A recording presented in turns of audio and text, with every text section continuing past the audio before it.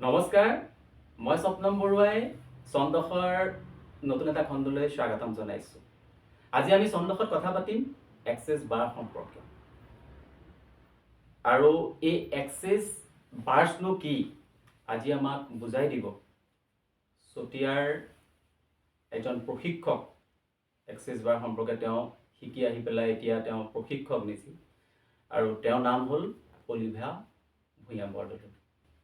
আৰু খুব বেছি দেৰি নকৰোঁ, আহকচোন পোনে পোনে তেওঁৰ ওচৰলৈ গৈ পেলাই এই থেৰাপিৰ সম্পৰ্কে কথা পাতোঁ, জানো বুজোঁ আচলতে এক্সেছ বাৰ্ছনো কি বা স্পৰ্শ চিকিৎসা কি।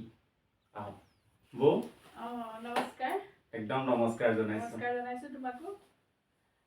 তুমি আজি আমাৰ ঘৰলৈ আহিলা, তাৰ বাবে বহুত বহুত ধন্যবাদ। এতিয়া তোমাৰ জৰিয়তে মই চন্দখৰ সমূহ পৰিয়ালবৰ্গক ধন্যবাদ জ্ঞাপন কৰিছোঁ আৰু লগতে আজি স্বপ্নমে মোক কি সোধে তাৰ উত্তৰ দিবলৈ মই চেষ্টা কৰিম। নিশ্চয় নিশ্চয়। আৰু মোৰো খুব ভাল লাগিছে আজি আমি খুব নতুন বিষয় এটা আলোচনা কৰিম, আপোনাৰ পৰা জানিবলৈ চেষ্টা কৰিম। নতুন বুলি এইকাৰণেই ক'লোঁ, যদিও সেই বিষয়টো চলি আহিছে আমাৰ দেশত, ভাৰতবৰ্ষত বা অসমত খুব কমকৈ শুনা যায়। বিষয়টো হ'ল এক্সেছ কনচিয়াছনেছ বাৰ্ছ। আৰু এই এক্সেছ কনচিয়াছনেছ বাৰৰ আপুনি বৰ্তমান প্ৰশিক্ষক। আপুনি নিজেই সেই এক্সেছ কনচিয়াছনেছ বাৰ শিকিলে, শিকি সেই বিষয়ে আপুনি জ্ঞান অৰ্জন কৰিলে আৰু এতিয়া আপুনি সেই বিষয়ে আনক জ্ঞান দিব পৰা হ'ল বা সেইটো আপুনি কৰিব পৰা হ'ল। তো সেই সম্পৰ্কে প্ৰথমতে মই এতিয়া জানিব বিচাৰিম, মোৰ লগতে সমূহ আমাৰ দৰ্শকসকলে জানিব বিচাৰিব, যিহেতু বিষয়টো নতুন, মই আকৌ কৈছোঁ যে এক্সেছ কনচিয়াছনেছ বাৰ্ছ আচলতে কি। এক্সেছ কনচিয়াছনেছ বাৰ্ছ বুলি ক'লে প্ৰথমতে এক্সেছ বুলি ক'লে এক্সেছ এটা মেজিক হয় আৰু লগতে এটা হিলিং থেৰাপি। সেই থেৰাপিটোৰ জৰিয়তে আমাৰ ব্ৰেইনত 32টা পইণ্টছ থাকে।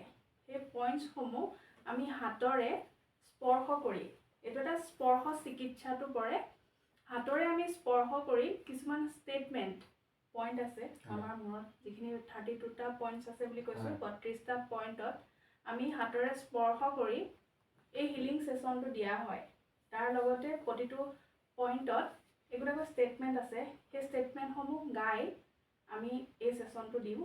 আৰু এই ছেশ্যনটো ওচৰত মানুহ থাকিব লাগিব, যোনে লয় তেওঁ ওচৰত থাকিব লাগিব, তেতিয়াহে এই ছেশ্যনটো দিয়া হয়। মানে এইটো হৈ গ'ল এক্সেছ কনচিয়াছনেছ বাৰটো হৈ গ'ল সেইটো এটা থেৰাপি, এইটো স্পৰ্শ থেৰাপি আৰু চিকিৎসা। আৰু এইটো দিয়া হয় প্ৰধানতে বা মূলতে মগজুত আমাৰ যি 32টা পইণ্ট আছে কেন্দ্ৰত, সেই কেন্দ্ৰত হাতৰে স্পৰ্শ কৰি নিৰ্দিষ্ট পইণ্টত, মানে নিৰ্দিষ্ট ঠাইত, আমাৰ মগজুত থকা নিৰ্দিষ্ট ঠাইত হাতৰে স্পৰ্শ কৰি এই ছেশ্যনটো দিয়া হয়, মানে বাৰ্ছ দিয়া হয়। তাৰ লগতে সেই পইণ্টসমূহ যেতিয়া আমি হাতৰে স্পৰ্শ কৰি দিওঁ, তেতিয়া কিছুমান ষ্টেটমেণ্ট, আচলতে অসমীয়াত ক'বলৈ গ'লে মন্ত্ৰ বুলি কোৱা হয়, সেই মন্ত্ৰসমূহ আমি উচ্চাৰণ আচলতে গম নাপায়, আমি মনৰ ভিতৰতে সেই মন্ত্ৰসমূহ আমি গাওঁ। ঠিক তেনেদৰে আমি এক্সেছ কনচিয়াছনেছ যিটো বাৰ্ছ বুলি কোৱা হয়, সেই বাৰ্ছটো দিয়া হয়। তাৰমানে আপোনালোকে সেইটো এক্সেছ কনচিয়াছনেছ বাৰ্ছত আপুনি স্পৰ্শও কৰা যায় আৰু লগতে ইয়াৰ লগত মন্ত্ৰও উচ্চাৰণ কৰা হয়।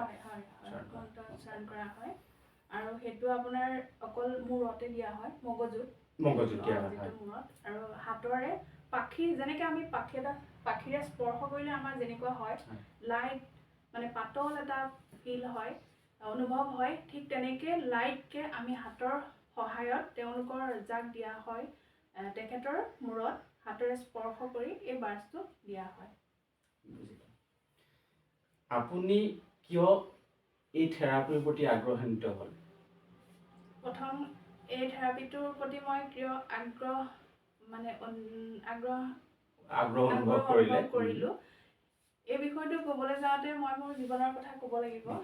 আৰু তেতিয়াই মই 2023 চনৰ জানুৱাৰী মাহৰ 2 তাৰিখৰ পৰা আৰম্ভ কৰিব লাগিব যদি তুমি কোৱা মই সেইখিনি নিশ্চয় নিশ্চয় আপুনি কওক মই জানুৱাৰী মাহৰ 2 তাৰিখে মোৰ এজনী সৰু ছোৱালী আছে আমাৰ দুজনী ছোৱালী তাৰে সৰু ছোৱালীজনী তেতিয়া জন্ম হৈছিল তাই 6 মাহ হৈ গৈছিল তেতিয়া 2 তাৰিখে মোৰ হঠাৎ মানে কঁকালৰ বিষ অনুভৱ মই কৰিলোঁ কৰোঁতে প্ৰথমতে ভাবিছিলোঁ মোৰ গেছ হৈছে বুলি তো তেতিয়া বিশ্বনাথ চাৰিআলিৰ ডাক্তৰ প্ৰবীণ কাকতি ছাৰ তেখেতৰ ওচৰলৈ মই গ'লোঁ যাওঁতে তেতিয়া ছাৰে প্ৰথমতে গেছ বুলিয়ে ভাবিছিলোঁ তেনেকৈ মোক চিকিৎসা কৰিলে কিন্তু পিছদিনাখনলৈও মোৰ সেই কঁকালৰ বিষটো ভাল নহওঁতে তেতিয়া মই পিছদিনাখন ছাৰক আকৌ ফোন কৰিলোঁ যে ছাৰ মোৰ কঁকালৰ বিষটো অকণো ভাল হোৱা নাই উঠিবই নোৱাৰোঁ সাংঘাতিক বিষ তেতিয়া মোক ক'লে যে তুমি আহা মই তোমাক এটা টেষ্ট কৰিম এনেকৈ ক'লে টেষ্ট কৰিম সেই টেষ্টটো কৰাৰ পিছতে তোমাক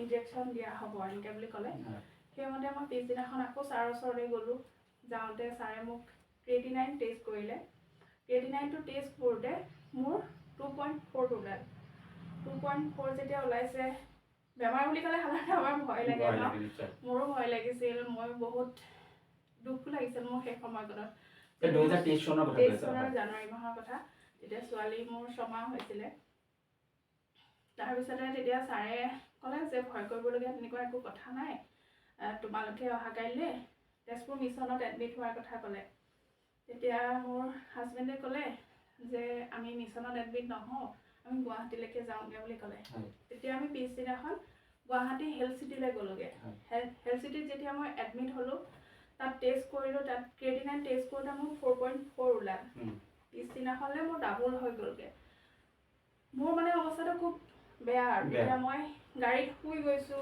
তাত মই বহি থাকিব নোৱাৰোঁ মোক হুইল চেয়াৰত লৈ গৈছে মানে মই অকলো খোজকাঢ়ি নিজে হ'বই আপোনাৰ যিটো লেভেল মানে 4 কিমান ক'লে 4.4 হৈ গ'ল তেতিয়া মই খোজকাঢ়ি যাব নোৱাৰোঁ তেতিয়া তাত মোক গোটেই টেষ্টখিনি কৰি থাকোঁতে সন্ধিয়া সময়কণত মোৰ হাজবেণ্ডে ক'লে মোৰ পৰিয়ালৰ আত্মীয় তেখেতসকলে ক'লে যে এদিনতে যেতিয়া ইমানখিনি বাঢ়ি গৈছে আমি ইয়ালৈকে যেতিয়া আহিলোঁ গুৱাহাটীলৈ আমি চেন্নাইলৈ গুচি যাওঁ বুলি ভাবিলে আৰু তেখেতসকলে তেতিয়া মোক ক'লে মই ভয় খাইছোঁ কিয় বা মোক হঠাৎ চেন্নাইলৈ লৈ যায় ইয়াত চিকিৎসা নকৰে মই বহুত মানে ভয় খাইছিলোঁ সেই সময়কণত আচলতে মোক বুজাব নোৱাৰা এটা মানে পৰিস্থিতি সেইটো সময়ত হৈছিল মোৰ তেতিয়া আমি সেইদিনাখনেই ৰাতি ফ্লাইটত টিকেট কৰা হ'ল তেতিয়া মই পিছদিনাখন আমাৰ ফ্লাইটৰ টিকেট আছিলে 6টা বজাত সন্ধিয়া আমি গুচি গ'লোঁ হেল্থ চিটিৰ পৰা চেন্নাইলৈ আমি তেনেকৈ ইমাৰ্জেঞ্চি টিকেট কৰিছিলোঁ তেওঁলোকেও আমাক চেন্নাই এপ'লো হস্পিটেলৰ পৰা মোক এয়াৰপৰ্টৰ পৰাই চেন্নাই এয়াৰপৰ্টৰ পৰাই এম্বুলেঞ্চত লৈ গৈছিল আপুনি মানুহগৰাকী খুব আৱেগিক হৈ পৰিছে কথাখিনি মনত পৰাৰ কাৰণে এম্বুলেঞ্চত লৈ গ'ল মোক তেনেকৈ এম্বুলেঞ্চত লৈ গৈছে তেতিয়াৰ পৰা মোৰ চিকিৎসা আৰম্ভ হৈছে তাত গৈ পোৱাৰ লগে লগে মোৰ 7.6 হৈ গ'লগৈ এক ৰাতিৰ ভিতৰতে তেতিয়া তেওঁলোকে মোক ক'লে যে হাজবেণ্ডৰ লগত কথা পাতিলে মোৰ দেউতা গৈছিলে সৰু ছোৱালীকো লৈ গৈছিলোঁ বিশেষকৈ তেতিয়া মোকতো ইমাৰ্জেঞ্চি ৰুমত ভৰাই দিলে ৰাতি আৰু সেই সময়কণ গোটেই ৰাতিটো মোক টেষ্ট কৰিছে সেই সময়কণত মই ভগৱানক এটাই প্ৰাৰ্থনা কৰিছিলোঁ যে মোৰ দুজনী ছোৱালী আছে মই বাচি যাব লাগিব গম পাইছোঁ আপুনি খুব আৱেগিক হৈ পৰিছে একো নাই বাৰু একো নাই হয় তেতিয়া মানে ভগৱানক প্ৰাৰ্থনা কৰিছিলোঁ যে মই ইয়াৰ পৰা যেনেকৈ হ'লেও মই বাচি যাব লাগিব ডক্টৰে মোক চিকিৎসা আৰম্ভ কৰিলে তাৰপিছতে মোক পিছদিনাখন ডায়েলিচিছ কৰিলে ডায়েলিচিছ কৰাৰ পিছত মোৰ লাহে লাহে ক্ৰিয়েটিনাইন লেভেলটো কমি আহিবলৈ ধৰিলে কমি আহি তাত মই জানুৱাৰী 14 তাৰিখলৈকে থাকিলোঁ তাত ছোৱালী আছিলে যিহেতু ছোৱালী লজত আছিলে আৰু মইতো ইমাৰ্জেঞ্চি ৰুমতে আছিলোঁ তেতিয়া ছোৱালীক মোক চাব দিয়া হোৱা নাছিলে সৰু ছোৱালীকো লগতে লৈ গৈছিলোঁ মই তেওঁক মানে গাখীৰটো আচলতে দি দিয়া হয় আপুনি খুব আৱেগিক চকুৰ পানী ওলাই গৈছে কাপোৰ এখন আছে যদি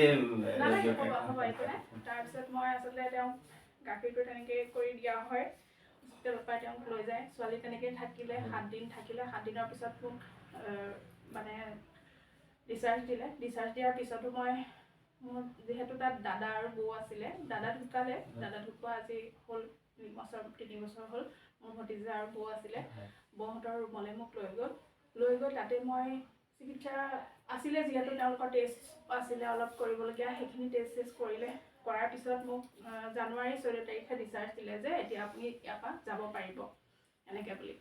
ঠিক তেনেদৰে মই মাঘৰ বিহু সময় আছিলে, ঘৰলৈ আহিলোঁ।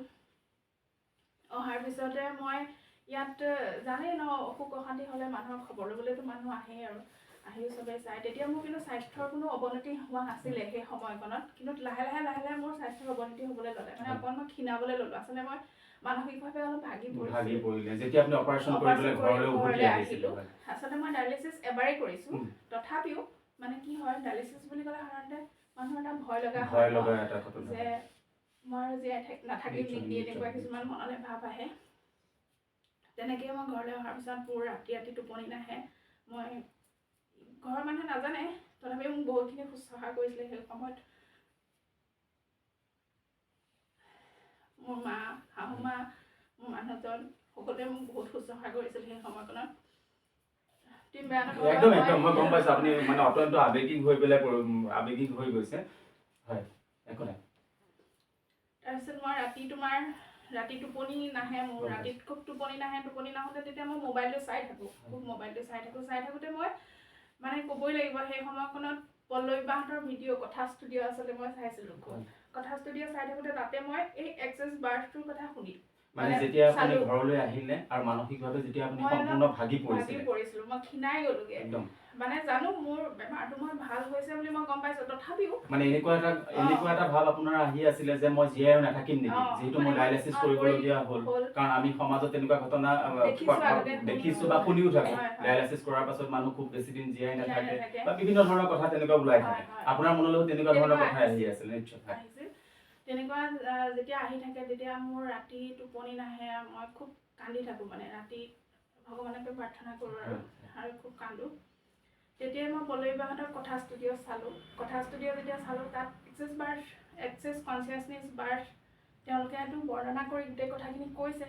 তথাপিও মই প্ৰেক্টিকেলি পোৱা নাছিলোঁ, তথাপিও মই ভাবিছিলোঁ বস্তুটো কেনেকুৱা কি এনেকৈ কথা পাতি থাকোঁতে যেতিয়া মই ভিডিঅ'খিনি চাই থাকোঁ, খুব আগ্ৰহেৰে ৰাতি মই হেডফোন লগাই তেওঁলোকৰ কথাবিলাক শুনি থাকোঁ। ছোৱালী যিহেতু সৰু আছিল তেতিয়া।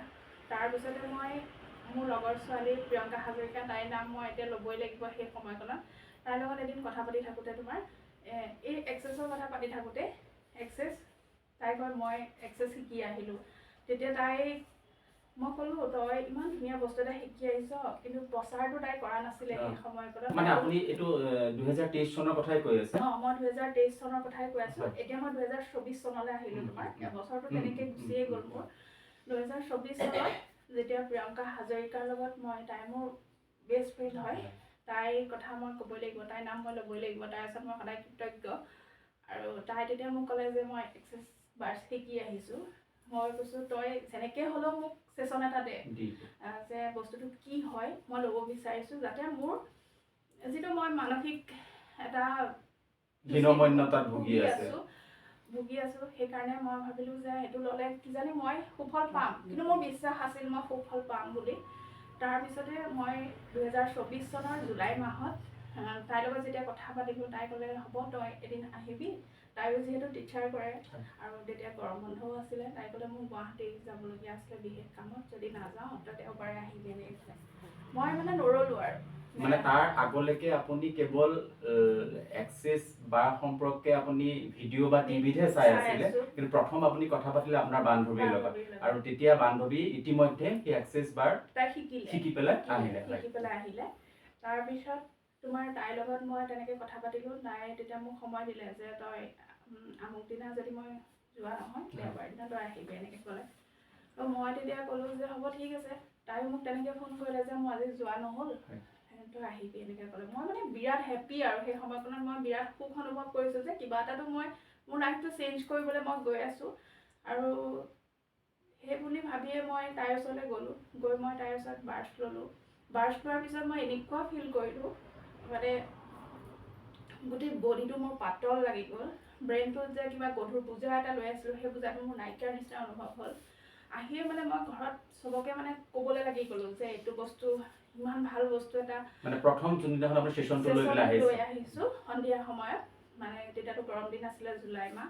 মই তেতিয়া মনতে ভাবিলোঁ যে মই শিকিম, 2024 চনৰ কথা, জুলাই মাহৰ কথা, মই এইটো শিকিম আৰু যিহেতু মই আজি বহুত ভাল অনুভৱ কৰিছোঁ, মোৰ ভাল লাগিছে, সেইবাবে মই শিকিম বুলি মানে থিৰাং কৰিলোঁ। তাইক ক'লোঁ যে মইতো শুই গ'লোঁ, ছেশ্যনটো লৈ থাকোঁতে আচলতে আধা ঘণ্টা সময় মই একো গম নাপাওঁ, মই ধুনীয়াকৈ শুলোঁ। যেতিয়া আহিলোঁ, আহি ৰাতি মোৰ হাজবেণ্ডক ক'লোঁ যে এইটো ইমান ধুনীয়া এটা শিকি লওঁ নেকি, মই এনেকৈ ক'লোঁ। শিকিলেও এটা মোটা অংকৰ ধনৰ প্ৰয়োজন হয়, আৰু তথাপিও মই শিকিম বুলি মানে ভাবিলোঁ, আৰু মই যেনেকৈ হ'লেও মেনেজ কৰিম। মানে প্ৰথম আপুনি ছেশ্যনটো লোৱাৰ পাছত নিজে আপুনি থিৰাং কৰিলে যে ময়ো এক্সেছ বাৰটো শিকিম বুলি। তাৰপিছতে তোমাৰ জুলাই মাহটো তেনেকৈ গ'ল। তাৰপিছত আগষ্ট মাহ আহিলে। আগষ্ট মাহ আহোঁতে মই তেনেকৈ কথা ষ্টুডিঅ' চাই থাকোঁতে পল্লৱী বাহঁতৰ ভিডিঅ'তে পালোঁ যে আগষ্ট মাহৰ 31 তাৰিখে 2024 চনৰ তেজপুৰলৈ আহিব তেওঁলোকে এক্সেছ বাৰ শিকাবৰ কাৰণে। তেতিয়া মই থিৰাং কৰিলোঁ যে মই যাম, যেনেকৈ হ'লেও মই যামেই। আৰু সেইটো আচলতে ইউনিভাৰ্ছৰ লগত মোৰ কানেক্ট আছিল চাগে, সেইকাৰণে মই খুব কম দিনৰ ভিতৰতে আচলতে পাই গ'লোঁ।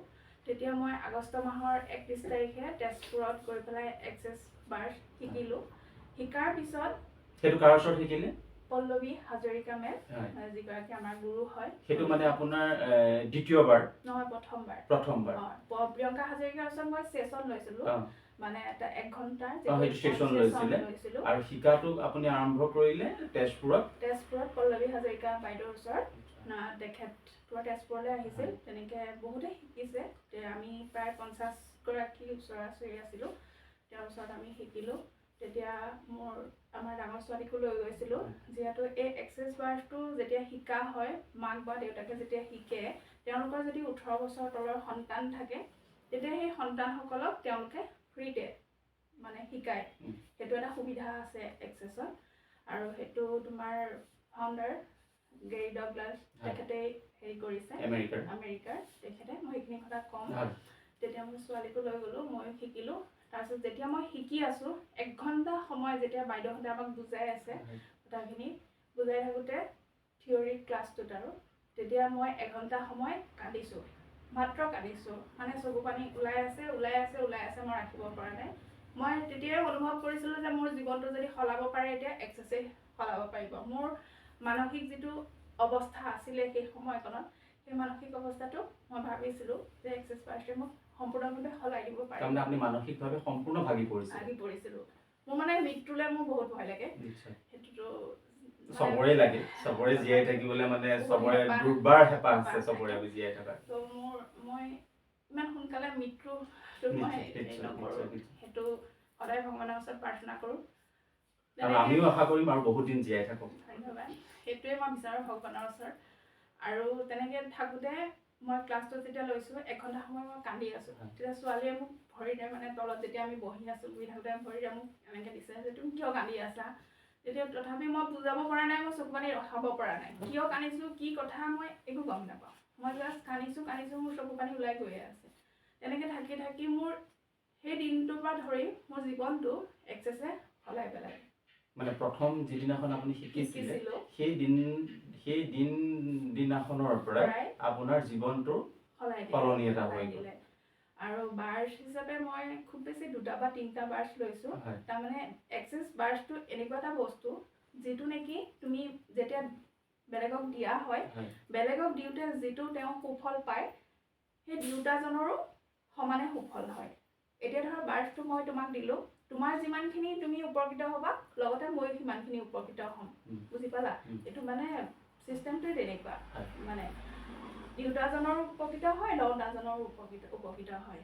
ঠিক তেনেকৈ মই তাৰপিছত শিকি আহিলোঁ। আহি পেলাই মই ঘৰৰ সকলোকে দিবলৈ ল'লোঁ, লাহে দিবলৈ ল'লোঁ। দিওঁতে মোৰ মানসিকটো, মানে মনটো পজিটিভ হৈ গ'ল বিৰাট। মই এতিয়া মানে আপোনাৰ এই গোটেই থেৰাপিটো শিকোঁতে কিমান দিন লাগিল? এদিনতে শিকিব পাৰিলে। আগবেলাটো তোমাৰ মানে থিয়ৰী হয়, পিছবেলাটো প্ৰেক্টিকেল হয়। আৰু প্ৰেক্টিকেল যেতিয়া কৰা হয়, তেওঁলোকে পূৰা সম্পূৰ্ণকৈ আমাক স্ক্ৰীণত দেখুৱাই দিয়ে, বুজাই দিয়ে গোটেই কথাখিনি। এদিনতে শিকিব পাৰি খুব ধুনীয়াকৈ।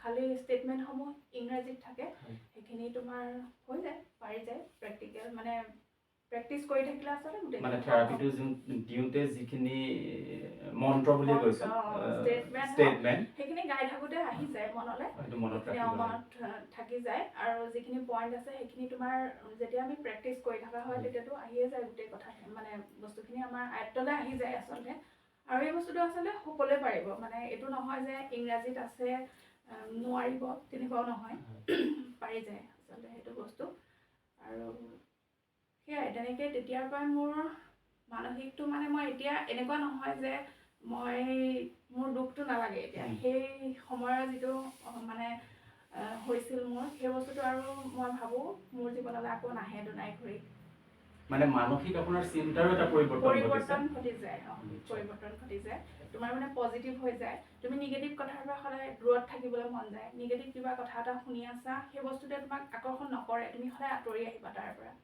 যেতিয়া এক্সেছ বাৰ্ছ লোৱা হয় সদায় মানুহজন বা মানুহগৰাকীয়ে হওক বা মানুহজন হওক পজিটিভ হৈ পৰে আৰু এক্সেছটো এনেকুৱা এটা বস্তু হয় মই সেইখিনি পাতিম এতিয়া মই জানিলো যে আপুনি শিকিলে 2024 চনত শিকাটো আপুনি কমপ্লিট হ'ল আগষ্ট মাহত আপোনাৰ কমপ্লিট হ'ল তাৰমানে আপুনি শিকাৰ পাছত এতিয়া যদি আন কোনো এজনে ভাবে যে মই এতিয়া শিকিব লাগে তেতিয়া আপোনাৰ ওচৰত এতিয়া শিকিব পাৰে বা আপুনি এতিয়া এই থেৰাপিটো শিকাব পৰা সাৰ্টিফিকেট আপোনাৰ লাইসেন্স মই পাইছো তাৰমানে মই এপ্লাই কৰিছো লাইসেন্স অকল এটা ক্লাছ ললে নহব ক্লাছ 3টা ল'ব লাগে তাৰ পিছত মই তোমাৰ 2025 চনৰ আগষ্ট মাহত আকৌ ললো অৰ্চনা বৰঠাকুৰ বাইদেউৰ ওচৰত তেখেতৰ ওচৰত মই দ্বিতীয় ক্লাছটো ললো আৰু তৃতীয় ক্লাছটো ললো মই এই নৱেম্বৰ মাহত চেমিম বাইদেউৰ ওচৰত তিনটা ক্লাছ ললো একেখিনিয়ে কিন্তু সাৰ্টিফিকেট মই 3খন ললো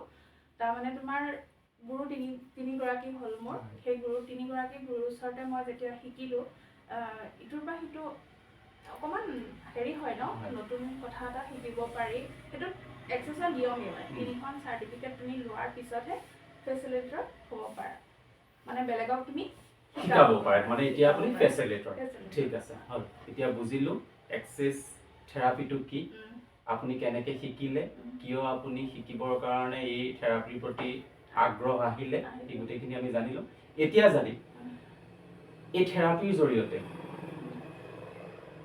কেনেধৰণৰ ব্যাধি বুলিয়ে কৈছোঁ বা সমস্যা দূৰ কৰাব পাৰি বা দূৰ কৰোৱা হয় আপুনি সেইখিনি এতিয়া কওক এক্সেছ বাৰ্ছ যেতিয়া দিয়া হয় মই কৈছোঁ ন 32টা পইণ্ট 32টা পইণ্ট যেতিয়া আমি মগজুত দিওঁ হাতেৰে স্পৰ্শ কৰি সেই পইণ্টসমূহতে প্ৰতিটো এটা সুকীয়া পইণ্ট আছে সেই পইণ্টসমূহ যেতিয়া আমি দি থাকোঁ তেতিয়াই তেওঁৰ যিখিনি ব্লকেজ থাকে যিখিনি বাধা থাকে সেই বাধাসমূহ দূৰ থাকে কিছুমান মানুহৰ কি হয় ৰাতি টোপনি নাহে এনজাইটি বেছি হয় ডিপ্ৰেশ্যনত থাকে যিটো মই ভুগিছিলোঁ ডিপ্ৰেশ্যনত সেইটোৰ পৰা ওলাই কিছুমান মানুহৰ পইচাৰ সমস্যা থাকে কিছুমান মানুহৰ ৰিলেশ্যনশ্বিপ মানে তোমাৰ সম্বন্ধৰ যিটো সমস্যা থাকে সেইসমূহো দূৰ হয় লগতে যিখিনি ল'ৰা ছোৱালীয়ে ধৰা তোমাৰ পৰীক্ষা দি আছে ধৰা কিবা চাকৰিৰ কাৰণে হওক বা তেনেকুৱা পৰীক্ষা যেতিয়া দি থাকে কিছুমান চাবাচোন 1-2 নম্বৰৰ কাৰণে তেওঁলোক ৰৈ যাবলগীয়া হয় যেতিয়া বাৰ্ছ লোৱা হয় তেওঁলোকৰ ক'ৰবাত নহয় ক'ৰবাত বাধা থাকে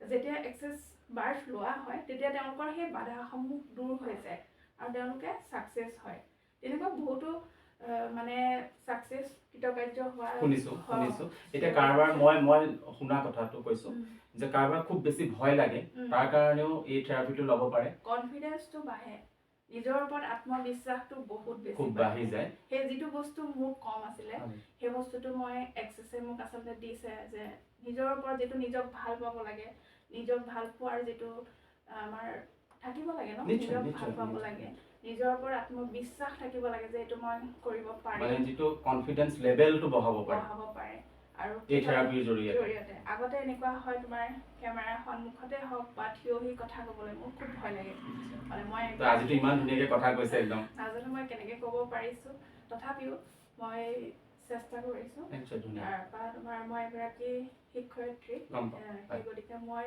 মিটিং এখনত উঠি কথা ক'বলৈ সঁচা কথা ক'বলৈ মোৰ ভয় লাগিছিল আগতে খুব ভয় লাগে মানে এনেকুৱা হয় কিবা ভুল হৈ যাব নেকি মানে মোৰ নিজৰ ওপৰত শংকা এটা আছে আত্মবিশ্বাসটো মোৰ বহুত কম আছিলে তো এক্সেছত অহাৰ পিছত মই সেই আত্মবিশ্বাসটো মোৰ বাঢ়িছে হয় তাৰ লগে লগে মই যিটো মানসিক চিন্তাত আছিলো সেইখিনি দূৰ হৈছে মানসিক শান্তি পাইছো সেইটো মানে তোমাৰ অনুভৱটো মোৰ কেনেকুৱা মানে মই নিজে খুব হেপী এতিয়া মানে আচলতে খুব বেছি যিটো মানুহৰ কয় ন মানে অন্তৰৰ পৰা সুখী হোৱা বুলি কয় ন সেই বস্তুটো আচলতে এতিয়া মোক এক্সেছে দিছে বঢ়িয়া আৰু এই এক্সেছ বাৰ বা এই থেৰাপিৰ কাৰণে এতিয়া কোনোবা এজন মই এতিয়া জানিব বিচাৰিছো আপোনাৰ পৰা কোনোবা এজন আহিলে তেওঁক আপোনালোকে কেনেকৈ নিৰ্ধাৰণ কৰিব যে তেওঁ সমস্যাটো ক'ত তেওঁ নিজে ক'ব লাগিব নে মোৰ এনজাইটি আছে মোৰ ভয় বেছি মোৰ আত্মবিশ্বাসৰ কম বা মোৰ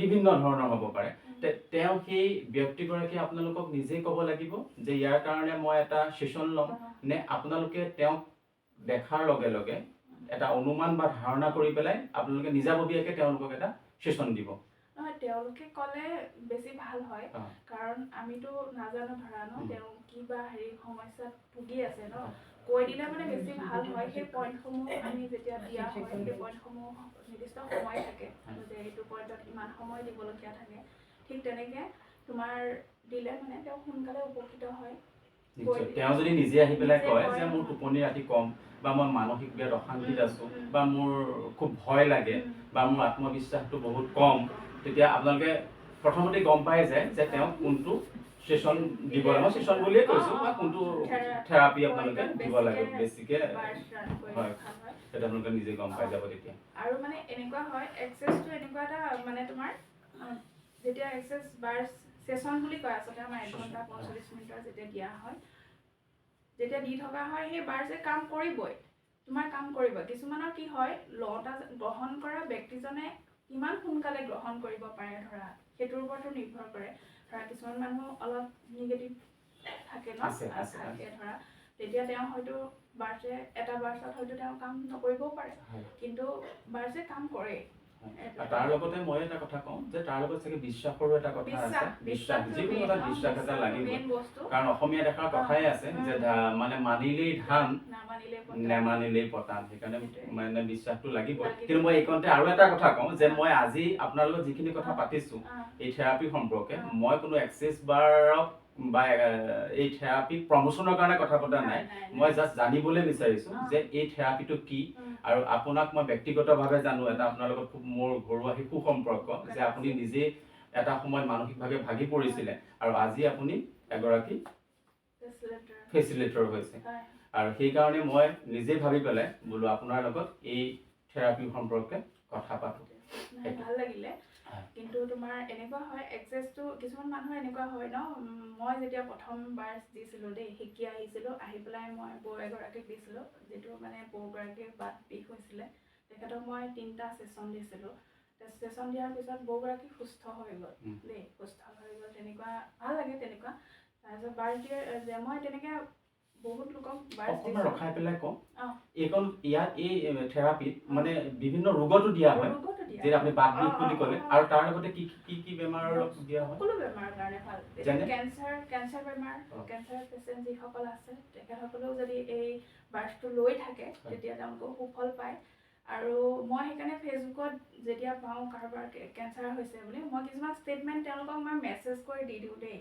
মোৰ বেয়া লাগে কাৰণ ময়ো সেইটো মোৰ কেঞ্চাৰ নহয় কিন্তু মই এটা গম পাইছো আপুনি নিজে ভুক্তভোগী এটা বেমাৰত মানে ভোগাৰ পিছত মানুহে কেনেকুৱা মানসিক অৱস্থালৈ গুচি যায় নিশ্চয় সেইটো খুব এটা ভাল মহান কাম কৰে মই যেতিয়া ফেচবুকত পাওঁ যে কাৰোবাৰ ধৰা হৈ আছে তেনেকুৱা ৰোগ তেতিয়া মই ষ্টেটমেণ্টসমূহ দি দিওঁ যে এইটো গাই থাকিব বহুতে গাইছে গাই সুফলো পাইছে বাৰু কিন্তু সেইটো গোৱাটো আৰু বিশ্বাস কৰাটো নিজৰ কথা আৰু কিছুমানক এটা সেশন দিলে তেওঁলোক উপকৃত হৈ যায় দেই কিছুমানক আকৌ 2-3টা সেশন দিবলগীয়া হয় মানে যিকোনো এটা সমস্যা সেইটো শাৰীৰিক হওক মানসিক হওক ৰোগেই হওক বা মানসিক ৰোগেই হওক মানে কেতিয়াবা কোনোবা মানুহৰ ক্ষেত্ৰত এটা সেশনতে আৰোগ্য হৈ যায় আৰু কেতিয়াবা কিমান দিবলগীয়া হয় 3টা সেইটো 9টা মানে 9টা দিওঁতাজনক যেতিয়া তেওঁক আমি দিওঁ সেশনটো তেওঁ সবৰে ধৰা গ্ৰহণ কৰাৰ ক্ষমতাটো বেলেগ বেলেগ থাকে ন তেওঁ কেনেকৈ গ্ৰহণ কৰে কিমান হেৰিত গ্ৰহণ কৰে সেইটোতো আমি ধৰা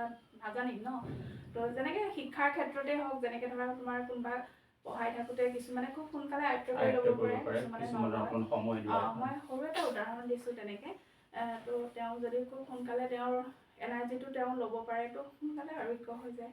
আপুনি এতিয়া শিকি অহাৰ পাছত কিমানত তেনেকৈ আপুনি ছেশ্যন দিছে? মই দিছোঁ প্ৰায় 70-80 গৰাকী, মানে 70-80 গৰাকী মানুহক আপুনি ছেশ্যন দিছোঁ। দিছে। মানে ধৰক এগৰাকীকে 2-3 বাৰকৈ এনেকৈ হিচাপ কৰিলে মোক 70-80 ওচৰা-ওচৰি হ'ব দিছোঁ। মোৰ পৰিয়ালক আচলতে কি হয়, সময়টো মোৰ খুব কম। জানো আপুনি এগৰাকী শিক্ষয়িত্ৰী, তাৰ লগতে আপুনি মাজে মাজে কেকো বনায়, মই দেখি থাকোঁ। মই কেকো বনাওঁ, তাৰ লগতে মোৰ সৰু ছোৱালীও আছে, সময় দিবলগীয়া হয়। তাৰ মাজতে যেতিয়া মোক বিচাৰে যে আমাৰ ঘৰলৈ আহে, মই মোৰ সময়কণ উলিয়াই তেওঁলোকক দিবলৈ চেষ্টা কৰোঁ। এতিয়া যদি কোনোবা আপোনাৰ ওচৰলৈ ছেশ্যন ল'ব বিচাৰে, তেতিয়া আপোনাৰ লগত কেনেকৈ যোগাযোগ কৰিব? বা ছেশ্যন লোৱাটো সুধিলোঁ, লগতে যদি কোনোবাই শিকিম বুলি ভাবে যে মই ছেশ্যন লোৱাৰ লগতে মই এই থেৰাপিটো মই শিকিম, তেতিয়া আপোনাৰ লগত কেনেকৈ যোগাযোগ কৰিব লাগিব বা কেনেকৈ শিকিব লাগিব, কি কথা অকণমান কৈ দিওঁ, সুবিধা হ'ব। আমি মোৰ লগতে আৰু এগৰাকী থাকিব, আমি মানে দুয়োগৰাকীয়ে একেলগে কৰিম বুলি ভাবিছোঁ, ভৱিষ্যত কৰিছোঁ। আমি 2026 চনৰ জানুৱাৰী মাহৰ পৰা আৰম্ভ কৰিম। মোৰ লগত থাকিব প্ৰিয়ংকা হাজৰিকা, মোৰ বেষ্ট ফ্ৰেণ্ড, তাই মই দুয়োগৰাকীয়ে শিকাম। আৰু কোনোবাই যদি মোক সুকীয়াকৈ ধৰক ছেশ্যন ল'বলৈ আহোঁ বুলি ভাবে, মই তোমাক কণ্টেক্ট নাম্বাৰটো দিম, ঠিক আছে, মই স্ক্ৰীণত দি দিবা। তেতিয়া তেওঁ মোক যদি ফোন কৰে, ব্যক্তিগতভাৱে যদি কোনোবাই ভাবে যে মই কিবা এটা ব্যাধিত ভুগি আছোঁ, মই ছেশ্যন এটা ল'ম, তাৰ বিনিময়ত আমি কমকৈ দেই, অন্যৰ তুলনাত বহুত কমকৈ এটা এনাৰ্জি চাৰ্জ লোৱা হয়। সেই চাৰ্জটো লৈ পেলাই মই তেওঁলোকক ছেশ্যন দিবলৈ চেষ্টা কৰোঁ। তেওঁলোক আপোনাৰ ঘৰলৈকে আহিব লাগিব? ঘৰলৈকে আহি যদি মই গৈও দিছোঁ দেই, বেলেগৰ ঘৰত গৈও দিছোঁ, কাৰণ কিছুমান এগৰাকী আইতাক মই দিছিলোঁ, আইতাগৰাকী খুব অসুখ হৈ আছিলে আচলতে, আইতাগৰাকী বৰ্তমান ঢুকালে। মই তেখেতৰ ওচৰত ঘৰত গৈ মই দিছোঁ, কাৰণ তেওঁ যিহেতু আহিব নোৱাৰে, আৰু তেনেকৈও দিছোঁ কিছুমান বয়সৰ কিবা সীমাবদ্ধতা আছে নেকি, যে একেবাৰে কম বয়স ইমানৰ পৰা দিব পাৰি, ঊৰ্ধ্বতম ইমানলৈকেহে দিব পাৰি, তেনেকুৱা কিবা? বয়সৰ কোনো কথা নাই, সৰু তোমাৰ ল'ৰা ছোৱালীয়ে ল'লেতো বহুত বেছি ভাল। যিবোৰ ল'ৰা ছোৱালী আজিকালি মানে কি হয়, খুব দুষ্ট থাকে ন, কিছুমান দুষ্ট থাকে, চঞ্চল অলপ হয়, তেতিয়াতো সেই ল'ৰা ছোৱালীখিনি ল'লে খুব উপকৃত হয়, আৰু তেওঁলোকৰ পঢ়াৰ প্ৰতি যিটো আগ্ৰহ, সেই বস্তুটো বাঢ়ি যায়। আৰু এক্সেছটোৱে সঁচা কথা ক'বলৈ গ'লে প্ৰতিজন মানুহে আচলতে এক্সেছ বাৰ ল'ব লাগে। আচলতে এক্সেছ বাৰ্ছটো মই যিমান দূৰ গম পাইছোঁ, মই আগতে পাইছিলোঁ, সেইটো আচলতে বহুত প্ৰাচীন মানে সেইটো আমেৰিকাৰ পৰা আহিছে, আৰু তাৰ 1990 চনত আমেৰিকাত সেইটো আৰম্ভ কৰা হৈছিলে। তাৰ পৰা ভাৰতলৈ সেই 10-11 চন মানত আহিছে নেকি, দেই, মই মানে চনটো সম্পূৰ্ণকৈ মই শুদ্ধকৈ ক'ব পৰা নাই। আৰু প্ৰথম ভাৰতত মই যিমান দূৰ গম পাইছোঁ মহাৰাষ্ট্ৰত আৰম্ভ হৈছিলে নেকি, মহাৰাষ্ট্ৰত তেনেকৈ হ'ব পাৰে। আৰু আগৰ পৰাই এইটো চলি অহা এটা বেলেগ দেশতো এইটো চলি আছে, মানে পৃথিৱীৰ বিভিন্ন দেশত সেইটো এটা চলি আছে। আমাৰ অসমলৈ 2018 চনত জিমলি বাইদেৱে আনিছিল, তাৰপিছত তনুজা চেতিয়া বাইদেউ অসমৰ কথা ক'লে ন, আনিছিলে। তাৰপিছতে পল্লৱী বা, এতিয়াতো পল্লৱী বাহঁতেও বিভিন্ন ঠাইত গৈ শিকাই আছে, পল্লৱী বাৰ লগতে বহুতো শিকাই আছে। আৰু 3গৰাকী আমাৰ গুৰু, পল্লৱী বা, তাৰপিছত অৰ্চনা বা, চেমিন বাইদেউ, 3গৰাকীকে এই সুযোগতে মই ধন্যবাদ জ্ঞাপন কৰিছোঁ। তেওঁলোকে আমাক ইমান ধুনীয়া এটা সুযোগ দিলে ন, ওচৰতে আহি তেজপুৰত আহি শিকালেহি, তাৰ বাবে আমি কৃতজ্ঞ, তেওঁলোকৰ ওচৰত সদায় কৃতজ্ঞ। আৰু এক্সেছৰ এক্সেছটো মানে কেনেকুৱা জানা, এটা কিছুমান ষ্টেটমেণ্ট থাকে ন, এক্সেছৰ এটা মূল ষ্টেটমেণ্ট হৈছে, মই ষ্টেটমেণ্টটো আজি সকলোকে কওঁ যে all of life comes to me with ease, joy and glory. এই ষ্টেটমেণ্টটো যদি মানুহে ৰাতিপুৱা হওক গধূলি হওক যেতিয়াই হওক মাতি থাকে, বহুত সুফল পোৱা যায়। তাৰমানে সেইটোতো ইংলিছত হয় ন, আমি অসমীয়াত যেতিয়া ষ্টেটমেণ্টটো মানে অনুবাদ কৰি যদি দিয়া যায়, তেতিয়া যে আমাৰ জীৱনলৈ যিখিনি আহিব সেইখিনি খুব মানে সহজভাৱে আহিব, জয়, আনন্দৰে আহিব, আৰু গ্ল'ৰিটো আচলতে এবাণ্ডেঞ্চ বুজাইছে, যিটো প্ৰাচুৰ্যৰে ভৰি থকা বুজায়, আৰু তেনেকুৱা শব্দ। সেই আমাৰ জীৱনলৈ যিখিনি আহিব সেইখিনি খুব মানে সহজভাৱে আহিব, আনন্দৰে আহিব আৰু প্ৰাচুৰ্যতাৰে ভৰি আহিব। সেই ষ্টেটমেণ্টটো যেতিয়া আমি ৰাতিপুৱা তোমাৰ গাওঁ, ইউনিভাৰ্চক কৃতজ্ঞতা জনাই পেলাই যেতিয়া এই ষ্টেটমেণ্টটো আমি গাওঁ, মই ভাবোঁ সকলো মানুহ মানে উপকৃত হ'ব। আৰু এই ষ্টেটমেণ্টটো যে ইংৰাজীতে গাব লাগিব তেনেকুৱা কথা নহয়। ইংৰাজীতে তোমাৰ all of life comes to মি। না কিন্তু অসমীয়াটো যদি কোনোবাই ভাবে অসমীয়াত নহয়, মানে আমাকতো শিকাওঁতে গুৰুৱে সেইটো ইংলিছতে গাব কৈছে যে all of life comes to me with ease joy and glory. এইটো সদায় যদি আপোনালোকেও গায়, মানে ৰাতিপুৱা গধূলি গায়, কিন্তু উপকৃত হ'ব। খুব ধৰা কেনেকুৱা এটা চিটুৱেশ্যন হৈছে, ক'ৰবালৈ গৈছে, মই খুব পাবগৈ লাগে সোনকালে, পোৱাগৈ নাই, কিবা ট্ৰেফিক জাম হ'ল বা তেনেকুৱা, তেতিয়াও এই ষ্টেটমেণ্টটো যদি গাই থকা হয়, সেই ৰাস্তাবোৰ মানে বাধাসমূহ দূৰ হৈ খুব সোনকালে পোৱা যায়। অকল এইটো বুলিয়ে নহয়, বহু ক্ষেত্ৰত মানে যিকোনো সমস্যা সমাধান কৰাৰ এইটো এটা মানে মন্ত্ৰ বুলিয়ে ক'ব পাৰি।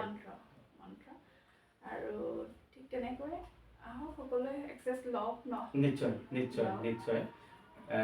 আৰু এটা মই সুধো যে এই ভৱিষ্যত পৰিকল্পনাটোৰ কথা যে ক'লে, সেইটো 2026ত আপোনালোকে ক'ত আৰম্ভ কৰিব? স্থায়ী আপোনালোকে কিবা তেনেকুৱা ঠিকনা হ'ব নেকি? নহয়, স্থায়ী বুলি ক'লে চতিয়াত যদি শিকাবলগীয়া হয়, আমি এটা প্লেচ মানে ঠিক কৰি ল'ম। হয়তো আমি তেনেকুৱা হ'লেতো হোটেল এখন ঠিক কৰি ল'ব লাগিব। চতিয়াতে কোন হোটেল আছে, সেইখনতে আমি শিকাম। যদি বেলেগ জেগাত যাবলগীয়া হ'লেও আমি বেলেগ হোটেল তেনেকৈ ঠিক কৰি ল'ম। মানে ঠাই বিশেষে আপোনালোকে নিৰ্দিষ্ট একোটা ঠাই বাছি ল'ম। সেইটো আমি যোনে শিকিম বুলি আগ্ৰহ কৰে তেওঁলোকক আমি আগতীয়াকৈ জনাম যে এইটো প্লেচত আমি শিকাম, আপোনালোকৰ যদি সুবিধা হয় সেই ঠাইলৈ আহিলে আমাৰ লগত শিকিব। আৰু কোনোবাই যদি সেশন ল'ম বুলি ভাবে যে মই নিশিকো, মোৰ সমস্যা আছে, মোৰ অসুখ আছে, মই খালি সেশন এটা ল'ম, তেতিয়া মোৰ লগত যোগাযোগ কৰিলে হ'ল। আপোনাৰ যিটো ফোন নম্বৰ দিয়া আছে সেইটোতে আপোনাৰ লগত ডাইৰেক্টলি কণ্টেক্ট কৰিলে পাই যাব। তেতিয়াহ'লে বৌ মই আৰু এটা ক'ম, মোৰ নিজৰ মানুহজন মানে হাজবেণ্ডৰে খংটো খুব বেছি আছিলে দেই। মই এক্সেছ বাৰ্ছ দিওঁতে তেখেতৰ খং পূৰা কমি গ'ল। তাৰপিছত মাৰ তেনেকুৱা অসুখ আছিলে, সেইখিনি মানে কিবা ডিঙি এনেকৈ বিষাই থাকে, এক্সেছ বাৰ্ছ লোৱাৰ পিছত ভাল হ'ল। তাৰপিছতে তোমাৰ এগৰাকী বোৱাৰী, মই নাম নকওঁ বাৰু দেই, তেওঁলোকৰ কিছুমান হাজবেণ্ড ৱাইফৰ মাজত সম্বন্ধটো মানে অলপ হেৰি হৈ আছিলে। সেই সম্বন্ধসমূহ মই ষ্টেটমেণ্ট দিছিলোঁ আচলতে মাতিবৰ কাৰণে। সেই ষ্টেটমেণ্ট মাতিও তেওঁলোকৰ সম্বন্ধ ভাল হৈছে। তাৰপিছত তোমাৰ তেনেকুৱা বহুতো ষ্টৰি আছে, মোৰ নথকা নহয়। ময়ো শুনিছোঁ তেনেকুৱা মানে বিভিন্ন মানুহে এই থেৰাপিৰ জৰিয়তে মানে উপকৃত হৈছে, নোহোৱা নহয়। সেইকাৰণেই মই আজি আপোনাৰ লগত এই বিষয়বস্তুটো লৈ পেলাই মানে আমাৰ আজি অনুষ্ঠানটো কৰিছোঁ। ধন্যবাদ। তুমি আহিলা, ভাল লাগিলে। তো আৰু কিবা জানিব বিচাৰিছা? মই ইমানখিনিয়ে, আপুনি গোটেইখিনি ধুনীয়াকৈ ক'লে। ইয়াৰ কি ব্যাধিত ইয়াক থেৰাপি দিয়া হয়, কেনেকৈ থেৰাপি ল'ব লাগিব, ইয়াক ক'ত আপোনালোকে দিব, মানে গোটেইখিনি এতিয়া মই যিমানখিনি জানিব বিচাৰিছিলোঁ প্ৰায়খিনিয়ে আপুনি কৈ দিয়া হৈছে। আৰু যদিও আৰু কিছুমান কথা পাতিবলগীয়া থাকিলে, কিন্তু সময়ৰ প্ৰতিও আমি অকণমান লক্ষ্য ৰাখিব লাগিব, কাৰণ আমি আধা ঘণ্টাৰ ভিতৰত গোটেই অনুষ্ঠানটো শেষ কৰিব লাগে। আৰু প্ৰায় আমাৰ আধা ঘণ্টা সময় মানে হওঁ হৈছে। সেইকাৰণে মই শেষত আপোনাক বহুত ধন্যবাদ জনাইছোঁ। আজি এই এক্সেছ থেৰাপি সম্পৰ্কে আপুনি যদিও বিষয়বস্তুটো নতুন, খুব ধুনীয়াকৈ আজি বুজাই দিছে। আমি যিমান পাৰোঁ বুজিবলৈ চেষ্টা কৰিছোঁ। যদিও এক্সেছ বাৰ্ছটো মানে চিকিৎসা বিজ্ঞানৰ বিকল্প নহয়, তথাপিও বহু মানুহে এই চিকিৎসা বা এই থেৰাপিটো লৈ পেলাই বহু ক্ষেত্ৰত বহু ব্যাধিৰ পৰা উপকৃত হোৱা বুলি আমি গম পাইছোঁ। সেইটো হয়। আৰু শেষত চন্দহৰসমূহ পৰিয়ালবৰ্গক মই ধন্যবাদ জ্ঞাপন কৰিছোঁ। আপোনালোকে খুব ধুনীয়া কাম কৰি আছে, চাব তেওঁৰ চেনেলটো আৰু তেওঁক ফ'ল' কৰিব। আৰু all of life comes to me with ease joy and glory, এই ষ্টেটমেণ্টটো যদি আপোনালোকে গাই থাকে ৰাতিপুৱা গধূলি, তো মই ভাবোঁ আপোনালোকৰ জীৱনত বহুতখিনি পৰিৱৰ্তন হ'ব, মোৰ দৰে। বহুত ধন্যবাদ বৌ। তেতিয়াহ'লে আজি আমি সামৰণি মাৰোঁ। ধন্যবাদ। নহয় জানো? বহুত ভাল লাগিল তোমাকো, তুমি যে আহিলা আমাৰ ঘৰলৈ, এনেকুৱা এটা অনুষ্ঠান কৰিলোঁ, তাৰ বাবে বহুত বহুত ধন্যবাদ। আৰু এইটো আচলতে ইণ্টাৰভিউ আচলতে কথা নিশ্চয় নিশ্চয় নিশ্চয় ইণ্টাৰভিউ বুলিও নকওঁ, কথা বতৰা আমি খুব ঘৰুৱাভাৱে কথাখিনি পাতিছোঁ। আৰু এইটো মোৰ প্ৰথম অনুষ্ঠান, এনেকুৱা এটা কেমেৰাৰ সন্মুখত এটা অনুষ্ঠান, আজি মোৰ জীৱনৰ প্ৰথম অনুষ্ঠান। তো তাৰ বাবে তোমাৰ ওচৰত সদায় কৃতজ্ঞ, আৰু বাকী সকলোৰে ভাল হওক। শুভৰাত্ৰি। প্ৰিয় দৰ্শক, আজি অনুষ্ঠানটো আমাৰ এক্সেছ বাৰ সম্পৰ্কে যি আমাৰ অনুষ্ঠান আছিলে অলিভা ভূঞা বৰদলৈৰ সৈতে, আমি ইমানতে অনুষ্ঠান সামৰণি মাৰিছোঁ। পৰৱৰ্তী নতুন এটা অনুষ্ঠানৰ বাবে খুব আন্তৰিকতাৰে বাট চাই ৰ'ব বুলি মই স্বপ্নম বৰুৱাই আশা কৰিলোঁ। ধন্যবাদ।